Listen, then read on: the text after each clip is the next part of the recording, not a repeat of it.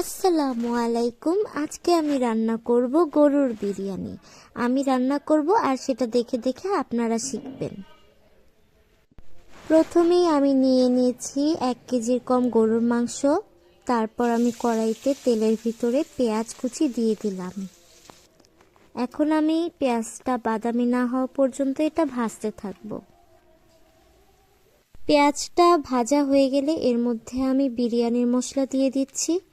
এরপর 1 চামচ করে আদা বাটা, রসুন বাটা, জিরা বাটা দিয়ে দিলাম। দিয়ে দিচ্ছি 1.5 চামচ শুকনা মরিচের গুঁড়া। দিয়ে দিচ্ছি স্বাদ মতো লবণ। এখন দিয়ে দিচ্ছি 1 মুঠা সয়া সস এবং 1 টেবিল চামচ টমেটো সস। মশলাটা হালকা কষিয়ে নেওয়ার পরে এখন দিয়ে দিচ্ছি গরুর মাংস। আলাদা একটি বাটিতে আমি 2 চামচ গুঁড়া দুধের সাথে পানি মিশিয়ে মিক্স করে নিব। মিক্স করা হয়ে গেলে আমি এটি গরুর মাংসে দিয়ে দিব। এতে রান্নার স্বাদ আরো বাড়বে।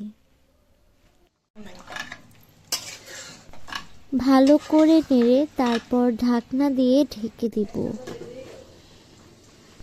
আলাদা একটি পাতিলে গরম তেলের ভিতর আমি এলাচি, দারুচিনি ও পেঁয়াজটি ভেজে নিব।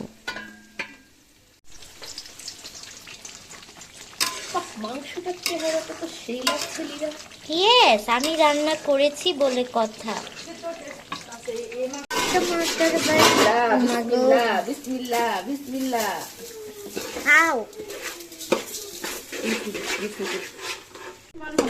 স্বাদ হবে হচ্ছে তোমার লবণ। বিসমিল্লাহ। মজা যেন হয়। আমিন। ও আদা রসুন দিতে হবে। কালারটা এত সুন্দর হয়েছে। মাংসটা ফাটাফাটি। সেই হ্যাঁ, বেশি করে খাইতাম। এরপরে আমরা পোলাওতে মাংসটা দিয়ে দিব। বিরিয়ানিতে দেওয়ার জন্য এখানে আলাদা করে আমরা আলুটা ভেজে নিচ্ছি। পোলাওর চালে পানি দেওয়ার নিয়ম হলো আপনি যতটুকু চাল দিবেন তার ডাবল পানি দিবেন, তাহলেই সুন্দর ঝরঝরা হবে। দিয়ে দাও।